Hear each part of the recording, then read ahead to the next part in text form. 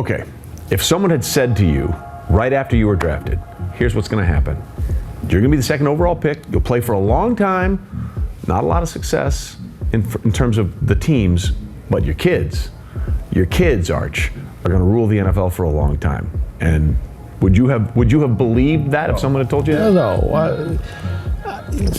I never thought about it. All I really wanted my kids to play Little League baseball. I wanted to go out for basketball. I wanted to be involved in sports if they liked it. I guess I wanted them to like it so they would want to play.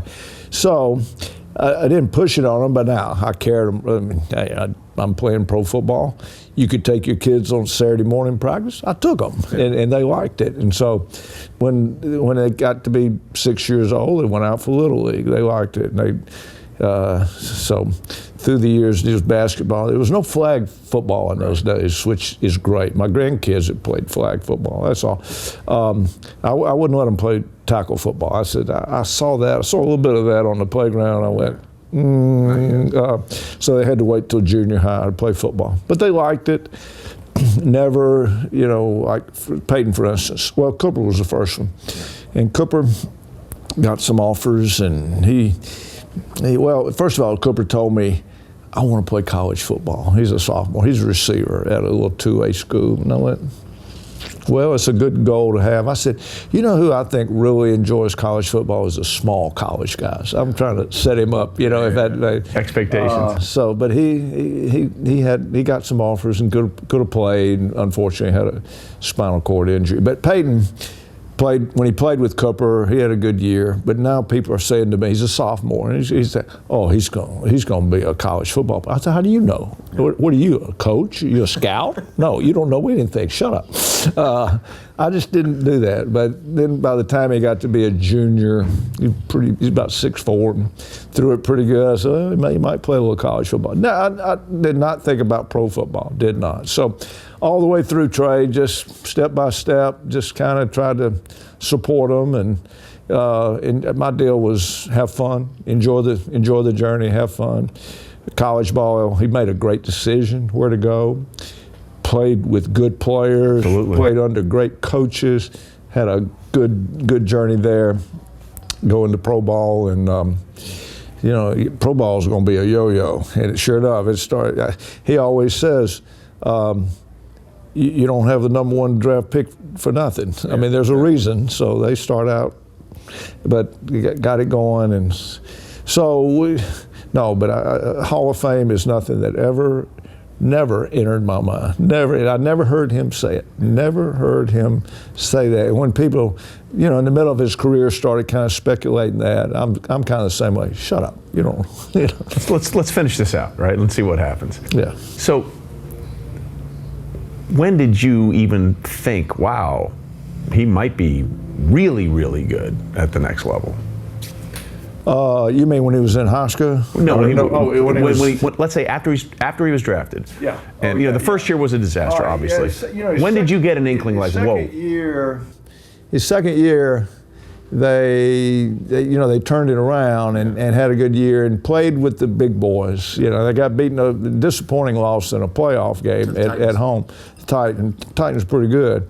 So, yeah, but that year, boy, he grew a lot. He learned a lot. He grew a lot. He looked like he overcame some little bad habits he was doing. And I always, what I told him, I said, you got to learn the game. You got to learn the game, and then you got to go in and you got to get respect. If you're going to play as a rookie, you got to get respect in that locker room. Those players, they got to respect you, see how you work. Coaches have to respect you. So I think by his second year, he kind of got that. And then I said, now you want those defensive coordinators and middle linebackers and strong safety. You need them to respect you. So that came in the next, I think, in the next few years. So it was a process. Hard work, I've always believed in that. The harder you work, the luckier you get. And he was a pretty good example. He worked hard and he prepared hard. Well, it's funny you say that. The first time I thought, okay, I'm dealing with a different dude here. We had him on the first year of NFL Live. It used to be NFL Tonight, and it was after that Monday night game where they came back and beat the Bucks. 41-38, I think, was the final score. And they said, hey, you're going to go on NFL Live. And he goes, oh, yeah, that's Schlereth, Hodge, Mark Malone. They said, no, Trey Wingo. Oh, right. I'm like, he knew the show. He knew the people was on. Like, I don't think Peyton walks out of the bathroom without a plan, right? Like, everything he does, he has a plan. He does. He was kind of always like that. He was an easy, people ask us about his in the youth, he was an easy child to raise because, with your children, you want to teach them good values, good principles. You want them to learn to do what's right. And when you tell them something, you want them to mind you. He mind. You didn't have to tell Peyton anything but one time. Now his brother, Cooper, I mean, it's like, don't cross the street. There goes crossing the street. And Cooper's getting on. Peyton's getting all over Cooper crossing the street. But Peyton was the easy one. So yeah, I think he always tried to please. And as I said, it's been noted, but preparation was his and planning was his strong suit. Yeah. And then of course the frustrations running up against the Patriots in the playoffs those couple of years. The AFC Championship game, and then the next year the snow game. In Foxborough. Was there ever a point where you're like, man, am I ever going to find a way to get past these guys? Yeah, he didn't talk about that a lot. It was just, at least I didn't try to quiz him back. The one thing I didn't try to do, I never tried to be his coach. I never tried to talk too much football. I'd listen. I tried to be wear that daddy cap and not a coach. I wasn't his coach. So, but he didn't. He never talked a lot about that. It was just a game. I think it pretty much said we got to get better. We got to get where we're as good as the Patriots. They're good. They're good. We got to get good. So they kind of kept working at it. But I know it's frustrating. I kind of saw that a little bit like in college at Tennessee. They were pretty good. Never beat Florida. Yeah. Never beat Florida. Now. I told one of my Florida friends one time, I was just being honest with you, I said, Tennessee's not as good as Florida. I mean, usually the best team wins. Right. He said, no, Peyton can't beat Florida. Well, okay, Peyton can't beat Florida, but Florida's better. Teams win games, so teams win championships. The Patriots were better too. They were better. They were mighty good. They were mighty good. But I've been asked several times, a turning point, or as you reflect now, he's going in the Hall of Fame. A lot of fun Sundays, that night in Indy when they came back. And 2006. I'll never forget the interception for the half. I'm right in that end zone where he ran that. He ran that right to me. Yeah. 21-3 against the Patriots in a championship game, and they came back. They came back to win that game. That's the one that will always stick with me. I'll tell you a funny story. That one right there. We were watching that game, and they picked, and I said, chap, don't worry about it. They score before the half. We're good because they get the ball to start the second half. So after that, they kick the field goal, make it 21-6. Yeah. And then they get the ball, start the second half, go down, score, and go for two. And suddenly, just like that, it's a one possession game on. Yeah, it was good. They were playing at home. That was a good one. And as I remember that game, then I remember I always waited with him on a game. And that night, he had a city policeman who waited and go over to his apartment. And we couldn't get there. People running through the streets of Indianapolis. I'd never seen anything like that before. So, unfortunately, they capped it off with a Super Bowl win in the rain. Never worst Super Bowl weather ever. But never been one of the rain. I saw Peyton on the field before that Super Bowl. We was there early. I always get there early. But I saw him just down in the tunnel looking out. Nobody's warming up yet. So later that night, of course, we're happy he won. I said, I saw you out there. What are you doing? What are you thinking? I said, I just walked out there. I just said, God, why are you raining on my Super Bowl? And did it rain? I've never seen so many drenched people in my life. Yeah, and that was the funny thing about that, because the story of the Colts was, well, they play indoors, they can't run the ball, they can't play defense, and they can't play outdoors. And literally everything in that Super Bowl 41, check. Well, what about the kickoff return? Devin Hester. Start the game. I mean, and Tony just says, well, no, he's not going to run a kickoff back on us. We're not going to kick to him, that's good coaching. I don't know if it rain or what. I don't know if it's kicker. I don't know what. But, they kick. He runs the opening kickoff back, and I look at Olivia and I look at Cooper and I just said, "What is this? I mean, this cannot happen in the rain." You know, I didn't know if we'd ever. They may beat us 7-0. Jeff Saturday told me that they decided all week they weren't going to kick to him, and then before the game, Tony said, "Yeah, we're going to kick to him." And he's like, "Really?" And then after that, they didn't kick to him the rest of the game. There was nothing else there. Right. Well, that was fun, though. Yeah, that was a lot of fun. What did it mean for you to have his rebirth in Denver after obviously a very difficult decision? And you understand with the injury why the Colts would do what they did, but to have that sort of second act had to be really satisfying. That was a blessing because those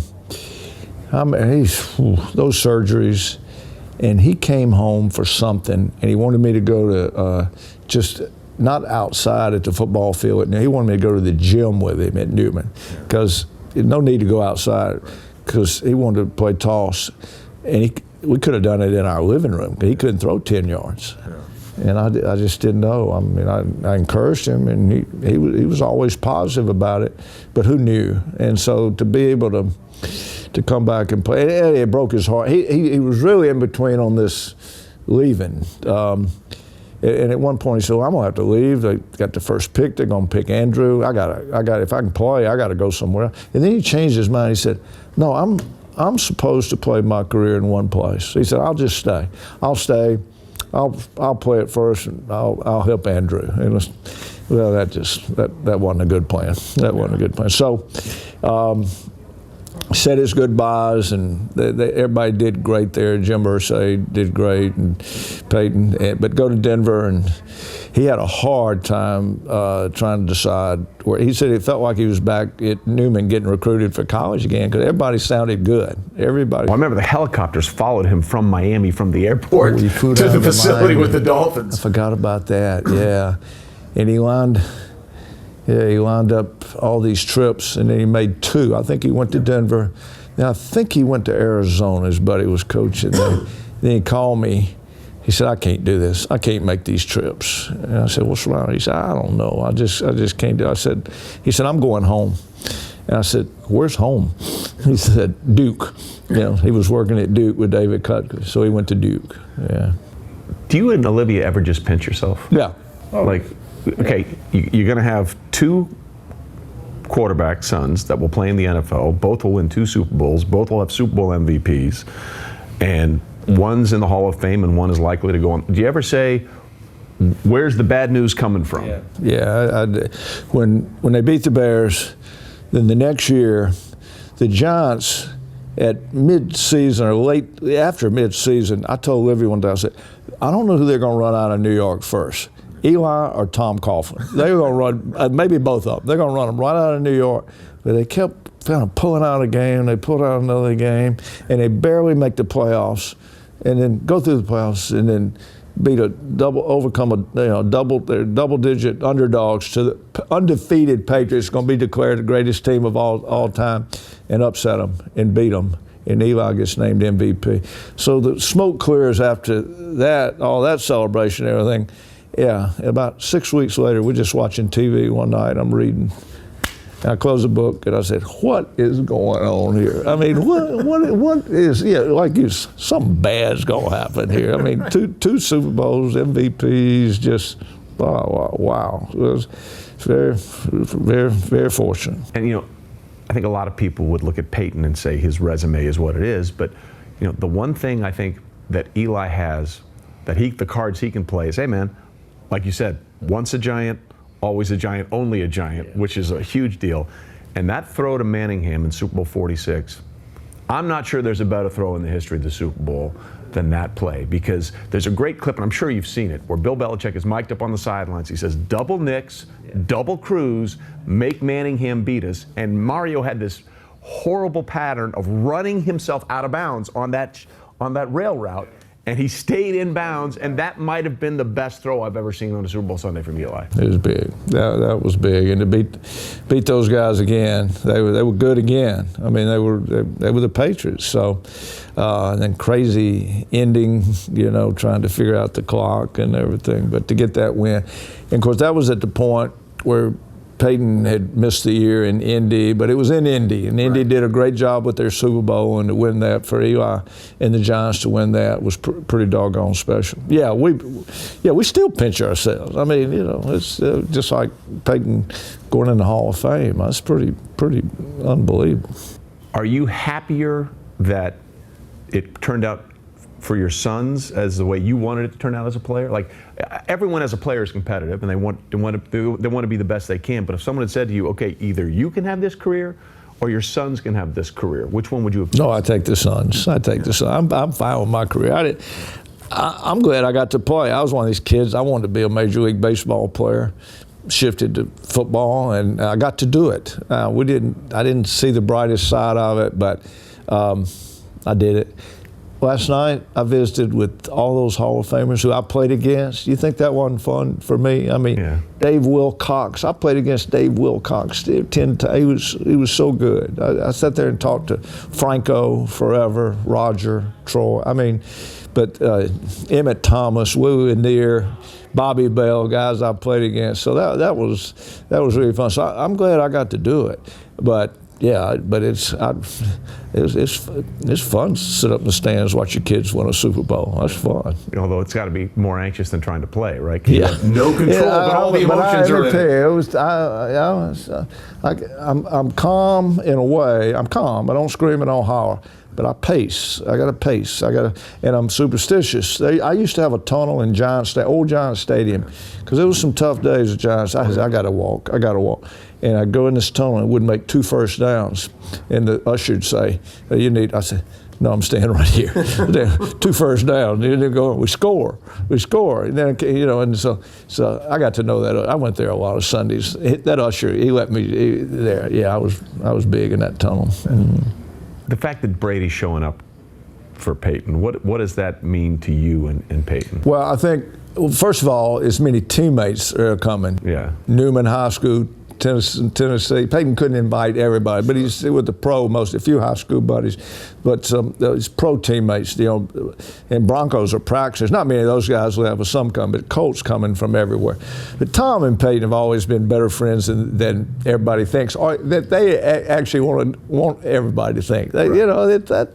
That's a fun deal. It's not a rivalry so much as a friendship built on respect and the ultimate desire to beat the other guy. Yeah. You just try to win. Tom's a great guy, but I think that means a lot to Peyton. Peyton invited him. He's coming now. Yeah, and of course he's there with Bruce. Bruce was his first quarterback coach.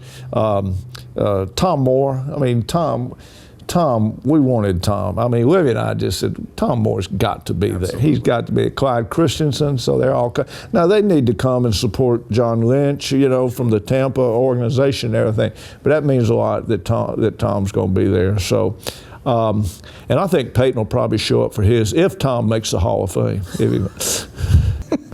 I like his chances. I mean, it's going to be close, but I think eventually. I think he'll make it.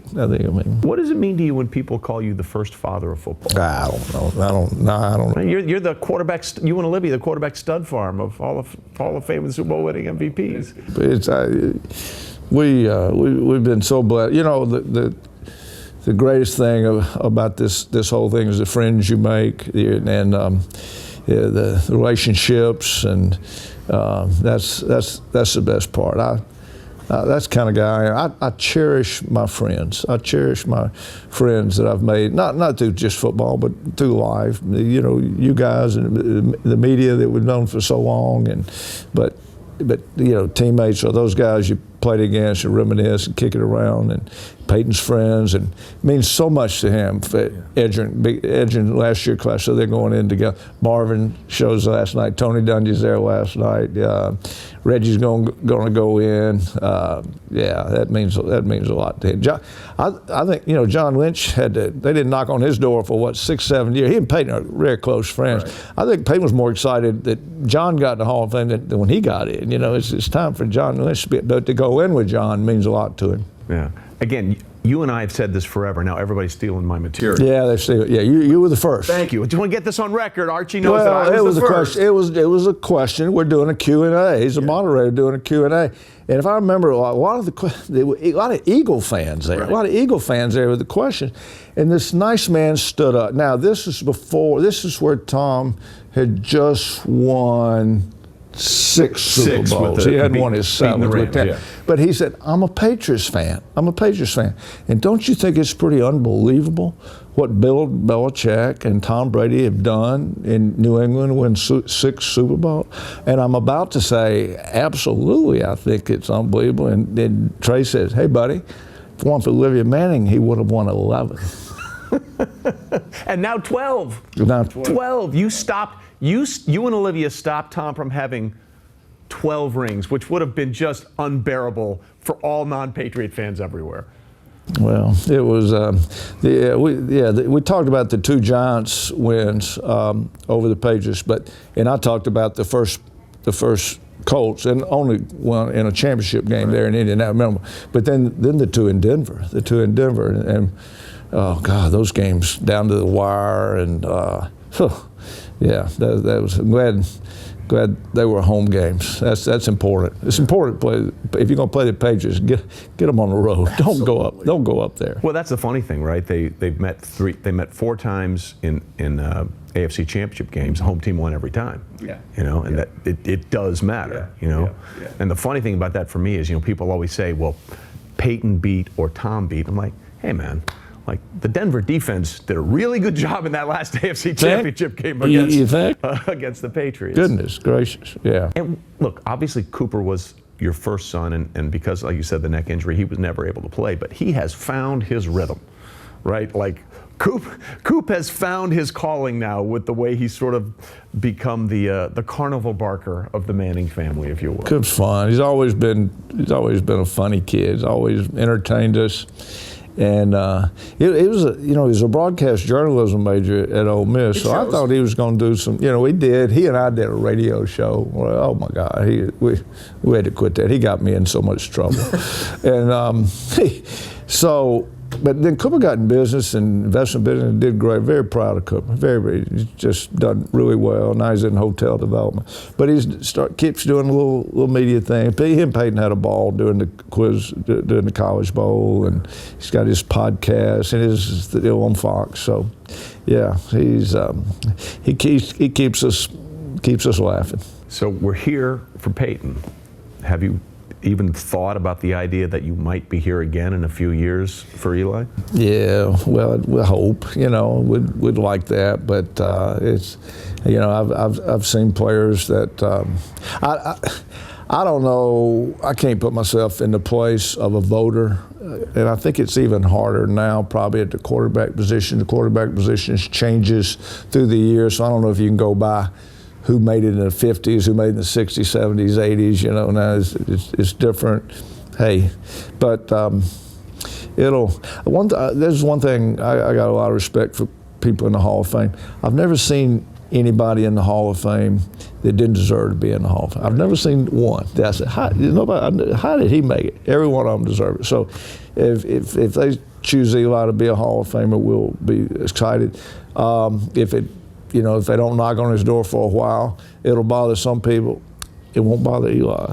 He seems unbotherable. Eli he handled New York media for 16 years. He can roll along. Well, I think that's important because Eli chose to follow you at Ole Miss, and because of the situation with the Chargers, which, by the way, good call by the Manning family, he chose the bright lights of New York. And I think when he retired and Peyton came on the radio show, we were doing it, that was one of the things he wanted to stress. Look, he showed up for every game. Like he never missed a game because of injury, and he put himself in those situations where the spotlight would be on him because he was your son at Ole Miss, because he chose to go to New York.